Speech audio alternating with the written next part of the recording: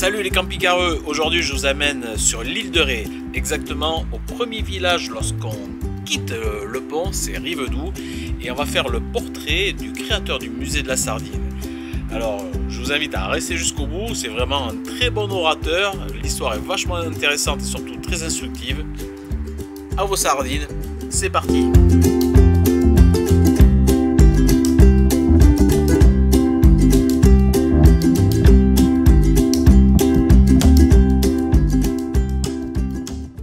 Messieurs, dames.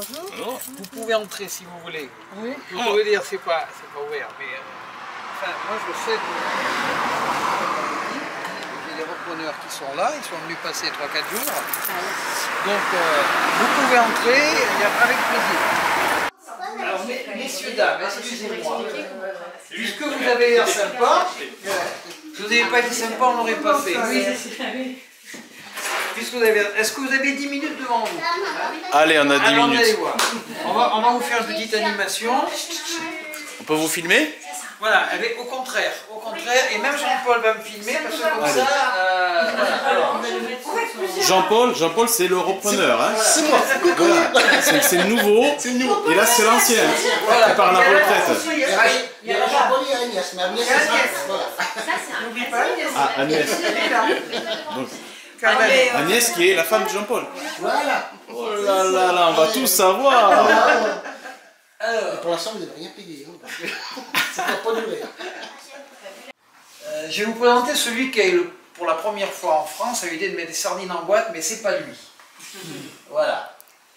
Alors, en réalité, moi je me présente déjà, je viens du Limousin, j'ai 64 ans, je suis électronicien, je suis à la retraite de la fonction publique, je n'ai aucun lien avec la sardine. Je suis arrivé il y a 15 ans sur l'île de Ré, à la naissance de mon premier petit-fils, et étant passionné, j'ai eu l'idée de faire un musée de la sardine, au départ, pour faire d'abord des choses très très bonnes à manger, puisqu'on a associé des sardines bretonnes et basques à des ingrédients d'île de Ré, pinot, fleur de sel, salicorne, poivre sauvage, moutarde et miel du Marais. Voilà, l'idée c'était de faire des bonnes sardines bretonnes et basques associées avec des bons produits. Ensuite, j'ai appris l'existence d'une sardinerie à Ars-en-Ré qui avait été créée il y a à peu près 120 ans par un monsieur qui s'appelait Courtin, qui était maire de Concarneau, qui était un grand sardinier. Et cette usine, j'ai dit, mais comment se fait-il qu'on n'en parle pas? Qu'est-ce qui se passe? Pourquoi on n'en parle pas? Et j'ai commencé à faire des recherches. Et mon idée était tout simplement de mettre sur les boîtes des sardines que je voulais vendre, de mettre l'image de l'époque. Parce qu'il y avait une sardinerie, il y avait des boîtes, donc il y avait une image sur cette boîte. Et j'ai cherché, j'ai pas trouvé. Et je me suis fait aider, j'ai rencontré par internet un Puxi sardinophile, donc un collectionneur de boîtes de sardines qui est dans l'est de la France, Dominique Lacorde, et je lui ai dit, voulez-vous m'aider? Il m'a dit oui. Pendant 8 mois, on a cherché, on n'a pas trouvé, et puis un jour, je lui ai dit, écoute, j'ai trouvé le plan de l'usine, c'est miraculeux. J'ai un plan qui a été donc dessiné il y a 125 ans, il était à Rivedoux, là-bas il est à la même dimension, c'est la copie conforme. Ce plan qui a permis de construire l'usine, il était dans un état exceptionnel, il était encore à Rivedoux. C'est un miracle. J'ai dit ça à Dominique, il me dit, écoute, moi j'ai 72 ans, ma famille n'a rien à faire de ma collection, j'ai 1800 pièces de collection, de tout ce qui touche à la sardine. Si tu fais un musée, je veux bien te vendre ma collection à un prix raisonnable. On est tombé d'accord sur le prix, et avec mon épouse, on est donc allé chercher quasiment le double de ce que vous voyez, parce que c'est le manque de place, et on a donc créé le musée de la sardine pour raconter 200 ans d'histoire de la sardine. Pourquoi 200 ans? Bientôt, en 2024, parce que le premier qui a mis des sardines en boîte dans le monde, c'est Joseph-Pierre Collin, en 1824, rue du Moulin à Nantes. Et ce monsieur Joseph-Pierre Collin, il a eu l'idée de génie, il a croisé apparemment Nicolas Appert, qui a donc inventé le principe d'apérisation, qu'on appelle aussi pasteurisation, qui est tout simplement qu'on rentre un objet, enfin un contenant hermétique, on le monte à 110 degrés et à ce moment-là, on le rend consommable pendant des mois, voire des années, dans de l'eau par exemple. Mais quand c'est dans de l'huile, on le rend quasiment consommable pendant un siècle. Moi j'ai eu des gens qui sont venus, 34 ans la boîte. Ils ont mangé une boîte qui avait 34 ans, c'est excellent. C'est le fait de faire un corps gras et de monter à 110 degrés, ça fait quelque chose. Donc il a eu l'idée. C'est plus efficace que l'eau. Comment? C'est plus efficace le corps gras que l'eau. l'eau. Encore, c'est pas très dangereux, mais là c'est vraiment. Puis ça a l'avantage d'être moins corrosif, en plus, il y a moins de points de corrosion.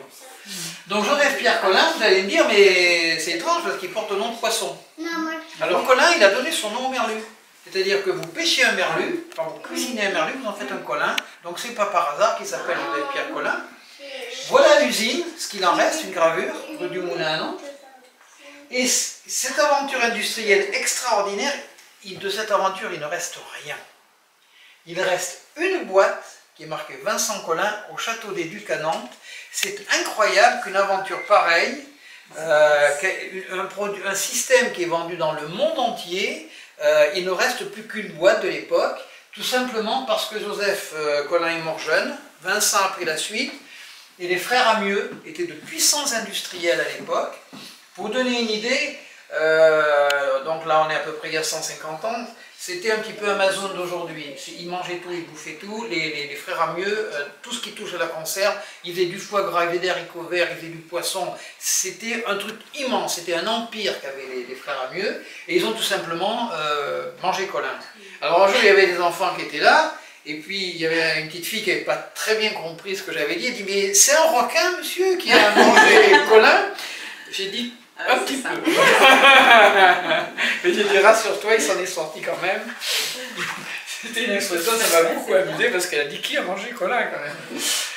Et alors, donc, à l'île de Ré, dans ce document, j'apprends il y a 4 ans l'existence de cette sardinerie, enfin ça me confirme, je trouve le plan, donc, qui est là.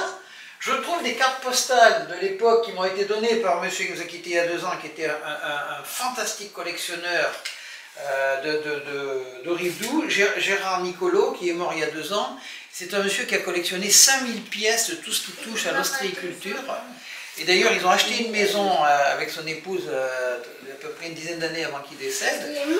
Ils ont acheté une maison pour mettre toute sa collection dedans. Et là, ils en ont fait don à la commune de Rivedoux. Donc, ils sont en train de réfléchir à faire un musée de l'ostréiculture grâce à Gérard. Et Gérard est un homme adorable, c'est lui qui m'a donné les cartes et c'est lui qui m'a conseillé d'aller voir le gars qui m'a vendu le plan. Parce qu'il savait, il connaissait l'existence du plan, mais il m'a dit à l'âge que j'ai, je ne veux pas l'acheter. Le gars est trop gourmand. Effectivement, il était très gourmand. Mais je ne pouvais pas faire autrement, je l'ai acheté. Voilà l'usine d'Arsenray. Cette usine, donc, a été construite il y a à peu près 120 ans, qui a été exploitée jusqu'en, on va dire, dans les années 30. Elle a commencé à avoir des difficultés et détruite par les Allemands en 1943. Alors cette usine, elle employait 58 personnes, dont 80% de femmes. Et M. Courtin avait poussé le raisonnement très loin, parce qu'en réalité, il a rapproché l'usine des zones de pêche. Parce que Courtin partait de Bretagne, il y avait de moins en moins de sardines en Bretagne, à cause d'un problème climatique. Parce qu'à cette époque, les courants de l'Atlantique, contrairement à aujourd'hui, se sont refroidis énormément pendant une bonne dizaine d'années. Les sardines ont migré un petit peu vers le sud parce qu'elles aimaient une eau plutôt tempérée pour se reproduire. Et c'est ce qui explique que vous avez des sardiniers qui sont partis on va dire, du nord de la Bretagne et tout le long, donc en finissant par Saint-Gilles-Croix-de-Vie, l'île de Ré, et en remontant, vous avez la Quiberonnaise, la Belle-Îloise, qui est sur la presqu'île de Quiberon. Donc toutes ces sardineries-là se sont créées au fur et à mesure que les sardines migraient. Les bateaux allaient de plus en plus loin, c'est de moins en moins frais, donc ils ont construit des usines au plus près des bateaux. Et Courtin a eu l'idée de construire une usine à l'île de Ré parce qu'il allait pêcher à 3 km, là, entre là et l'île de Léron en gros. Il y avait énormément de sardines, donc il a construit une usine. Il a même fait un ponton d'accès qui existe toujours, rue de la Grange, à Ars, parce que comme ça, les bateaux accostaient et puis les sardines ne s'abîmaient pas, elles étaient directement traitées à l'usine. En 1943, les Allemands sont très très bien implantés à Ars.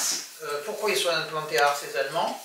Parce que c'est l'endroit le plus étroit de l'île et ils pouvaient voir arriver nos alliés ou nous-mêmes, les Français, c'était facile pour eux, donc ils sont très bien implantés à Ars. Ils entendent parler d'un éventuel débarquement de nos alliés.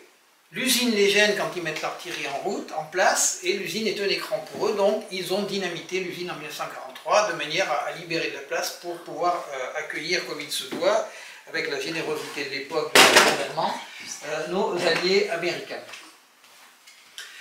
Et quand je dis ça, je ne pensais jamais qu'un jour on parlera encore de guerre, mais c'est terrifiant. Voici Dominique Lacorde.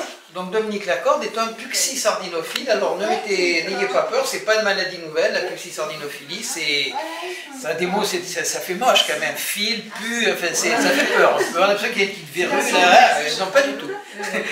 C'est un puxi sardinophile. Donc Dominique Lacorde, c'est celui qui m'a permis, donné envie l'idée et donné envie de faire ce musée. Alors je rends hommage à ce monsieur, lui aussi il est mort, décidément, Prosper Trocmé. C'est la particularité de ce jeune homme, il est mort il y a 2 ans, aussi Prosper, c'est qu'il a toujours vécu de la sardine à l'île de Ré. Il est le seul, c'est probablement le seul sardinier d'île de Ré.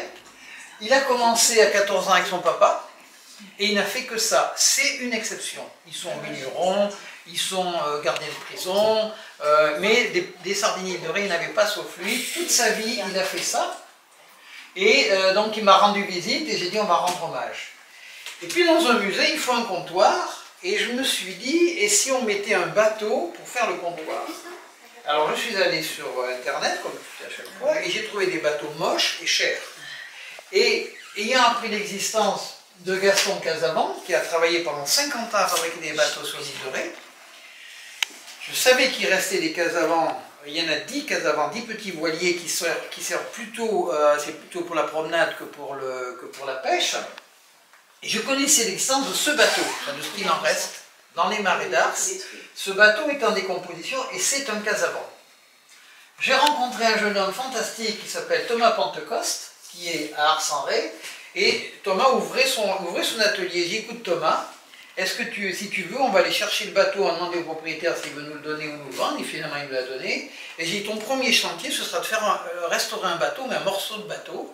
Et donc c'est lui qui m'a fait ce comptoir. Et ça a été un gros coup de pub pour lui, parce que c'est un garçon extraordinaire, il a un vrai savoir-faire, il est gentil, il est plein de qualités de garçon, et il est juste installé, et il a un très très bon job, parce qu'il ne fait que des bateaux, de rénovation de bateaux de qualité et cher, et c'est très bien rémunéré, par contre il faut avoir du temps, mais c'est vraiment, il a un super boulot ceci. Et alors, ce musée a été inauguré il y a 3 ans, en présence de Dominique Lacorde, donc le puxi sardinophile. Notre parrain Jérôme Bonaldi de Canal Plus M6, qui était venu me voir, qui était un de mes premiers clients. Oh, oui. Et notre parrain il n'est pas revenu me voir depuis 1 an et demi. Et à gauche, j'avais M. Raffarin, qui est le maire de Rivedoux, qui n'a aucun lien avec le ministre, et qui est aussi conseiller départemental depuis cette année. Et l'autre, je ne vous présente pas. Le 4e. Et dans ce musée, il est géré par les propriétés d'une SAS, la Marésienne. La Marésienne, c'est la femme des marais, et là, c'est mon épouse en habit traditionnel avec la quichenotte. Donc là, elle a une vie de mannequin assez dure, mon épouse, puisque ce jour-là, il faisait 2 degrés. C'est pour ça qu'elle a abandonné ce métier de mannequin très vite, alors qu'elle a tout ce qu'il faut pour réussir. Voilà, donc voilà l'histoire de ce musée. Et la sardine qui est là, ben, elle a été créée sur une rencontre fantastique. Quand j'ai appris que le Tour de France venait à l'île de Ré, il y a 2 ans, ayant connu Poulidor, ayant bien connu Poulidor, ayant rencontré souvent Poulidor, j'ai travaillé 12 ans avec Nathalie, sa nièce, et je suis même en photo avec Poupou, allez là, ouais. Je suis même en photo en 96 avec Poulidor, avec le ministre des Sports Roger Bambuc, et le président de l'association des Amis de Poupou. J'ai eu l'idée de faire, pour le Tour de France, de rendre hommage à Poulidor, sauf qu'il est mort 1 an avant. Enfin, il est mort en novembre, et moi j'avais rencontré Poulidor, il m'a dit qu'il faut absolument venir faire le Tour de France à l'île de Ré. Il y a à peu près 8 ou 9 ans au Salon du Livre, il a été dédicacé un livre, mais c'est trop compliqué, on en a parlé en comité d'organisation, c'est trop compliqué, je pense que ça ne se fera jamais. Et j'apprends en octobre qu'il va se faire, et j'apprends en novembre que Poulidor décède. Et donc j'ai dit on va le faire quand même. Donc on a fait une série spéciale, le maillot jaune avec la moutarde et le miel, le maillot à pois rouge du meilleur jumper, qui était le maillot de Poulidor avec du pinot rouge, le maillot vert du meilleur sprinter avec la salicorne, et le maillot blanc du plus jeune coureur avec la fleur de sel. Ah oui, d'accord. Et on a fait un livre, puisqu'on est dans un musée, il fallait faire un livre. Bah oui. Alors il a été écrit, ce livre, par François Pignon, il a été écrit par François Pignon pendant le premier confinement, comme quoi ça avait du bon. Alors, on a appelé ce livre donc La Petite Reine et le Poisson d'Argent. On s'est auto-attribué le prix Bon Tour 2020. Et on a eu l'idée de mettre la sardine sur l'île de Ré, et c'est presque l'ombre finalement, la faune de l'île de Ré est presque l'ombre du vélo. Et il y a un texte, parce qu'à l'intérieur c'est pour nourrir l'estomac, le corps, et là c'est pour nourrir l'esprit. Donc on met à l'intérieur la série des quatre boîtes. Et j'ai donc eu l'idée de faire un texte, donc je vais vous le lire. J'ai essayé d'avoir de l'humour, parce que c'était une période un peu compliquée. Donc que des jeux de mots. Le tout, ré, là, mais il arrive d'où? Voilà la première idée. Et après, je n'ai utilisé que des mots de vélo. Dans le cadre de notre campagne déjantée de présentation de nos produits aux saveurs de l'île de Ré, nous guidons les clients qui font leurs courses vers le rayon sardine, car elle est un maillon essentiel de la chaîne alimentaire chez l'être humain. L'oméga 3 contenu dans ce merveilleux petit poisson est un frein à la prolifération des cellules graisseuses, pas besoin de gain de minceur, aide le cerveau à moins pédaler dans la semoule, également moins dérailler, et même éviter de tourner en boucle et finir par péter un câble. Si vous avez une dent creuse, un coup de pompe ou un boyau de vide, pas besoin de cocotte ou plateau. Alors le plateau, c'est ce que c'est. La cocotte, ça est peut-être moins. C'est un petit caoutchouc qui était sur les manettes de frein, qui permettait aux coureurs de se mettre en danseuse, et lorsqu'ils lâchaient le frein, ça leur pinçait la peau. Il avait donc été créé à l'époque, à l'époque de Poulidor d'ailleurs, une cocotte en caoutchouc. Donc pas besoin de cocotte ou plateau pour déguster nos sardines, il suffit de nous rendre au musée, d'ouvrir une boîte ou un bocal, et ainsi se mettre en selle pour un voyage épicurien. Et j'ai signé Serge du musée, alias François Pignon, Pignon de vélo bien sûr. Donc ça a été créé grâce au Tour de France. J'en ai fait 400, j'en ai vendu 390.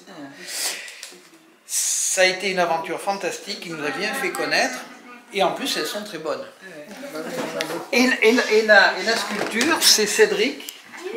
C'est un garçon que j'ai rencontré sur un marché, il fait que des lampes avec des pièces de récupération de vélos, et il a passé un contrat avec le gouvernement. Il rénove les vélos gratuitement. Enfin, il y a avec une aide du gouvernement, il vous prend 10 €, 15 € par an, il rénove les vélos. Et j'ai rencontré ce jeune homme, et j'ai vu qu'il était fantastique. Je lui ai dit, écoutez jeune homme, vous allez travailler pour moi. Ah bon? Il m'a dit, qu'est-ce que je vais faire pour vous? Eh bien, je dis, vous allez faire une sardine qui fait du vélo. Et il m'a dit, c'est difficile, mais je lui ai dit, vous êtes doué. Et je lui ai donné mon portable, et une demi-heure après, j'avais un projet sur mon portable. Et 320 heures plus tard, parce qu'il faut couper, il faut démonter, couper, il faut les... Alors là, elle rerouille, et puis tant mieux, parce que c'est plus joli. Et il faut tout dégraisser, enfin, c'est un travail de fou. Après, il a un vélo qui est complet à part la pompe, qui n'est pas un vélo rété. Le seul truc, c'est parce que le vélo rété, le guidon est relevé un petit peu, mais il y a tout, il y a la dynamo, il y a tout. Et ce qui m'a plu, c'est que ce garçon, il s'appelle Chodric. Alors moi, je ne parle pas l'anglais, et je lui ai dit, mais qu'est-ce que c'est? Qu'est-ce que ce nom d'entreprise? Chodric, enfin, je ne comprenais pas ce que ça voulait dire. Et c'est ça qui m'a plu, parce que moi, j'avais une telle admiration pour mon grand-père. Il m'a dit, écoute, je vais t'expliquer, Chodric, j'ai donné ce nom parce que quand j'ai créé mon entreprise pour faire des sculptures comme ça, il dit, c'est le jour où mon grand-père est mort, et son grand-père était portugais, et il ne l'appelait pas Cédric, il l'appelait Chodric. Et donc il a eu l'idée de donner le nom de son grand-père, qui était pour lui quelqu'un qui comptait. Donc elle a une très très belle histoire, cette sardine, et c'est une petite merveille, et donc on la met devant, et 99% des gens qui viennent, eh bien, ils s'arrêtent d'abord pour la sardine, ils la photographient. Alors en général, je sors, s'ils ne sont pas sympas, les gens, enfin, c'est pas sympa, il y en a, ils se cachent pour faire la photo, je sors, je dis c'est interdit. Ça. Puis après, je dis non, c'est pas interdit, si vous pouvez m'entrer gratuitement. Mais ce qui est marrant, c'est des gens, moi j'aime que les gens, à la limite, les gens ils font la photo, mais il y a des gens, ils sont là de loin, de 5 minutes, non, attendez, elle est pour vous, elle est à vous. Il y a une belle histoire derrière. Voilà. Il y a une belle histoire. C'est une très très belle histoire. Et alors, je lui ai mis un masque au moment de. Là, je lui avais mis un masque. Je l'ai enlevé, parce qu'on l'a enlevé aussi. Et puis, je voulais l'autre jour, je vais un petit peu la décorer aux couleurs de l'Ukraine. Mais j'ai pas eu le temps pour tout vous dire, parce que c'est peut-être pas fini cette histoire. Donc voilà l'histoire de ce musée, et voilà ce que je vais confier avec plaisir donc à Agnès et Jean-Paul. Qui sont là d'ailleurs. Voilà, et je vous présente Maurice. Alors Maurice, c'est le gardien. Pardon. Maurice, il m'a été offert par ma fille et mes petits-enfants. Quand on a fait le musée, j'ai essayé de faire un financement participatif. Et ça n'a pas marché du tout à cause de la poste, je suis très en colère après, mais c'est un détail. Et ils m'ont dit, mais demander de l'argent, c'est pas facile. Donc il a dit, on va inventer, c'est Maurice qui va demander de l'argent. Donc Maurice, c'était le poisson qui disait, voilà, si vous voulez aider mon patron à faire ce musée, je serai le gardien de nuit. Alors pourquoi le gardien de nuit? Parce qu'il accompagnera les filles en boîte toutes les nuits. Le jeu de mots. Et Maurice, c'était aussi l'arrière-grand-père de mes petits-enfants, qui était un grand pêcheur, donc ils ont dit, on pourrait lui donner le nom de Pépé, puisque moi je suis papy, maintenant c'est grave, et Pépé c'est encore pire. Et voilà, donc Maurice est le gardien du musée, sachant que enfin, c'est le troisième Maurice quand même. Parce qu'ils mangent comme des fous, ces gourmands ne s'est pas permis, ils sont prêts à exploser. Et puis il y en a un qui s'est suicidé de désespoir. Il a sauté par les requins. C'est horrible ce que je fais. C'est horrible. Je dis oui Maurice, il avait séché ici. Eh bien, c'est une belle histoire toujours sur ce musée de la sardine. On est là pour ça, et puis moi ça me fait un immense plaisir. Et puis vous verrez, là ils sont pas chauds encore. Mais, Non, ça va venir. Ça va venir, ils sont juste inquiets. Voilà. On n'est pas chaud bouillant, mais... C'est le début de la périsation. Voilà. On n'est pas encore à 100 degrés. Vous êtes d'où alors à la base? Vous êtes d'où à la base? Nous, on est bourguignons. Bourguignons? Des bourguignons dans l'île de Ré? Oui. Mais on n'est pas les premiers. J'ai appris qu'il y avait, à l'époque, ça devait être des Médicis à Nevers, il y a un palais qui était avec le palais ducal. Les châteaux de la Loire. Et il y en a un grand seigneur, qui est devenu, à l'époque, seigneur de l'île de Ré. Donc on n'est pas les premiers bourguignons à vous envahir. On va y venir.